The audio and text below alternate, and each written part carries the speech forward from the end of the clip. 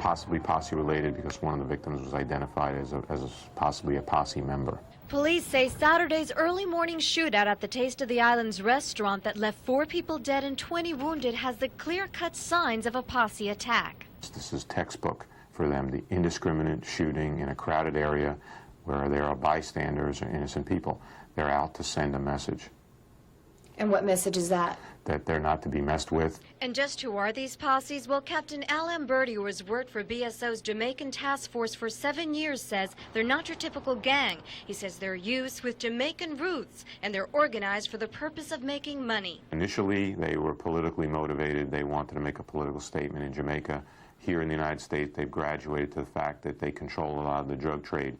They started with marijuana, graduated to crack cocaine. Lamberti says that about 35% of the crack in Broward is controlled by the posses. The Jamaican gangs are a nationwide problem, but South Florida is the center of their action because of our geographical proximity to Jamaica. In Broward alone, there have been 12 posse-related deaths since 1987 and over 30 wounded, and police say those are only the ones that they have been able to pin on them. The way they dispense violence, not only to accomplish their mission, but also the intimidation factor to discourage any witnesses. Police are saying that regardless of who's responsible for the shooting, they're relying on witnesses who were here that night to come forward. And with few people willing to talk, they say that won't be easy. In North Dade, Marilyn Estevez, Channel 10 Eyewitness.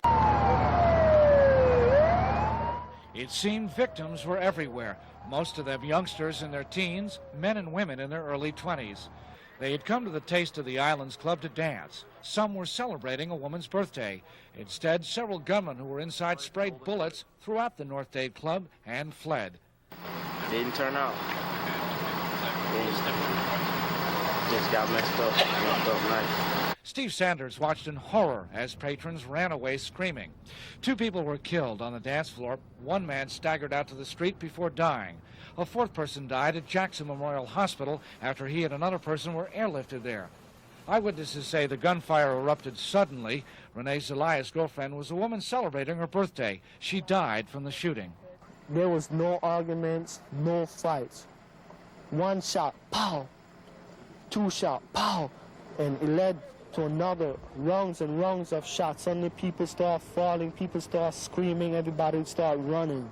The restaurant was often a late-night hangout for teens. At the time of the shooting, authorities say the place was packed with at least 75 people. Metro Dade paramedics rushed most of the wounded to 7 hospitals in both Dade and Broward counties. This was the scene at Parkway Regional Medical Center, a scene repeated throughout the early morning. Be advised when the park went out, they're advising if they are fill up at this time, they will not be taking any more patients. Most disturbing to many patrons, the indiscriminate firing of bullets in a crowded club filled with so many young people. Authorities say this victim was a teenage boy. As daylight came, worried relatives continued to show up for word about loved ones. For some, the news was not good. Police are trying to determine if this incident was related to warfare between Jamaican drug gangs known as posses. We also have identified at least 1 or 2 of the victims, ones that were shot, as being involved in Jamaican posses. Now, we don't know that that is the motive for, or that the gang situation was the cause of this shooting.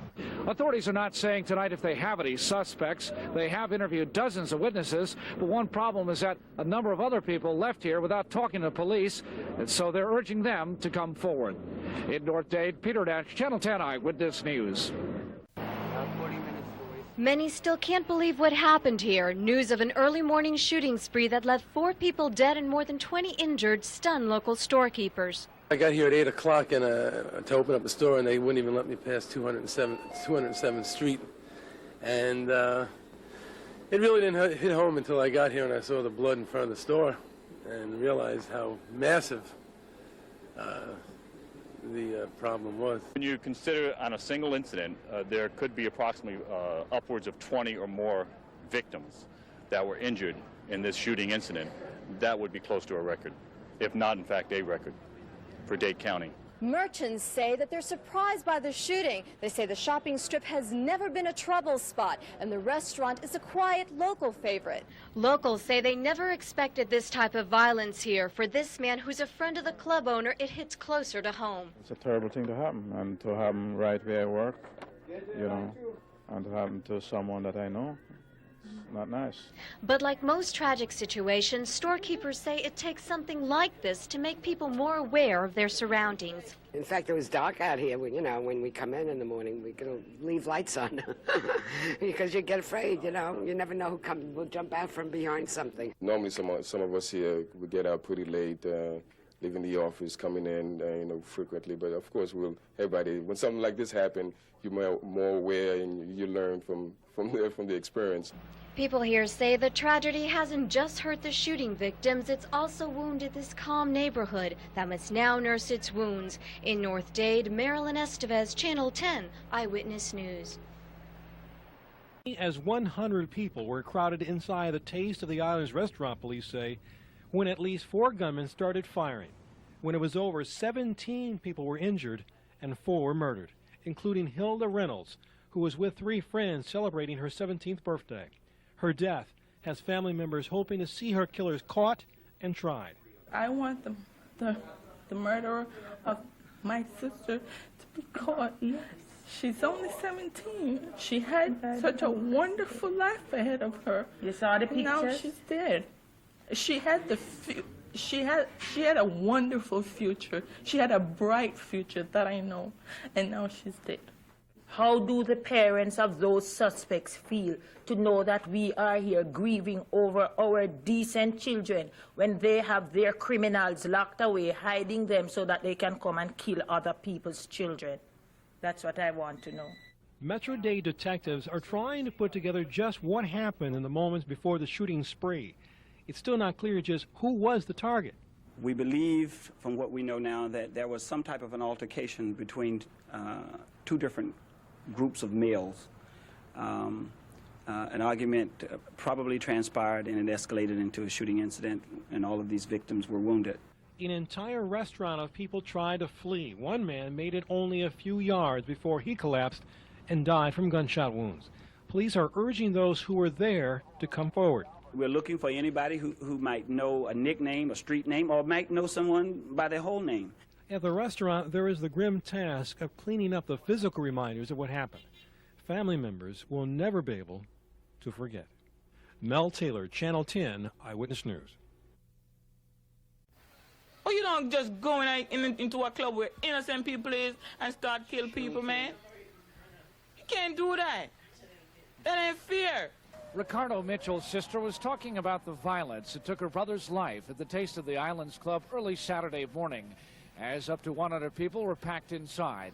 The 20-year-old Mitchell was killed on the dance floor in a hail of bullets, along with Hilda Latoya Reynolds, who was celebrating her 17th birthday.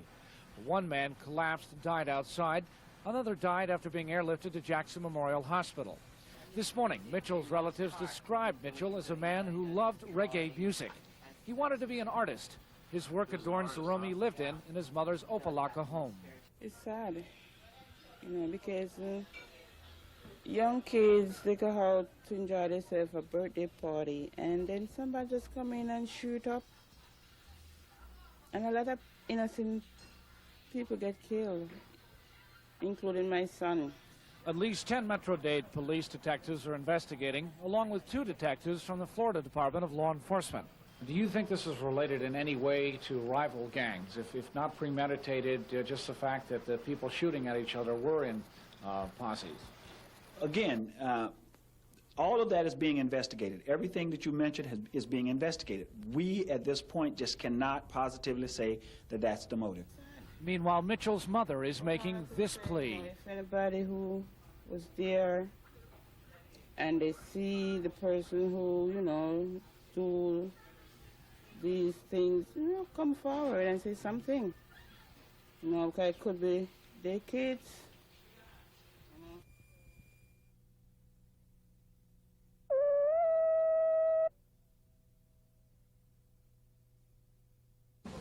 Authorities say 3 people cut down in the shooting spree at the Taste of the Islands restaurant were innocent bystanders, but they're not certain about the 4th victim. He was 26-year-old Christopher Morris, who sources say was a known gang member.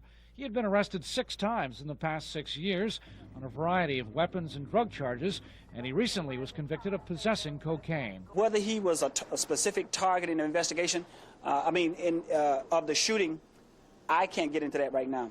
When Morris was killed, he may have been violating his probation. He was wearing an electronic bracelet that enables probation officers to monitor where you are. He had been wearing it for 2 months, but his corrections officer recently disconnected it. The corrections department isn't saying why. Police also say one of the 18 wounded was also a gang member, but they are still not saying the incident was gang-related.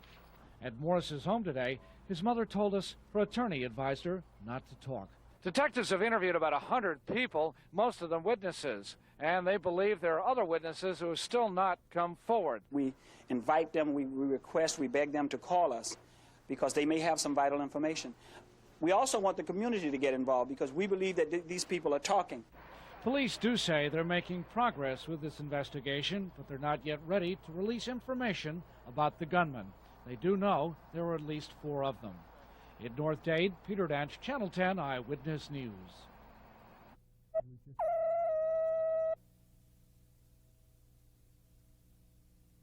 A night of reggae dancing ended with bloodshed. The gunman fired indiscriminately at the patrons. Some were as young as 15. Most were in their teens and early 20s. One man died after being airlifted to Jackson Memorial Hospital. One collapsed and died outside this club at the corner of 203rd Street and Northwest 2nd Avenue. Hilda LaToya Reynolds was celebrating her 17th birthday. She died on the dance floor along with 20-year-old Ricardo Mitchell. He's gone, and he's gone for good. But his memory will still be alive, man. You take an innocent and life. Mitchell loved reggae music and art.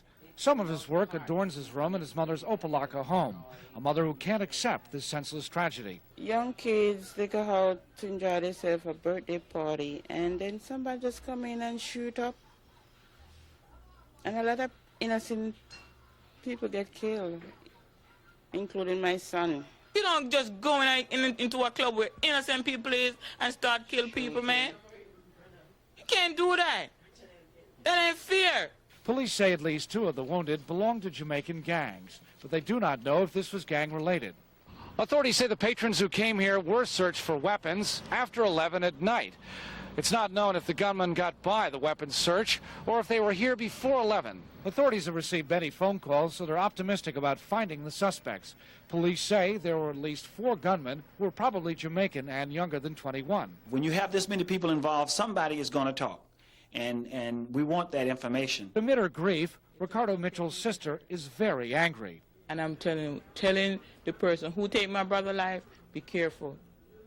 Watch your back. But the police say that kind of thinking just makes matters worse. We don't want victims' relatives and friends to start taking matters into their own hands. Police are working on the case. Mitchell came here 9 years ago with his family from Kingston, Jamaica. Now his mother is making plans to return her son to that island for his burial. In Opelika, Peter Danch, Channel 10 Eyewitness News. In North Dade County, Peter Danch for the Florida News Network.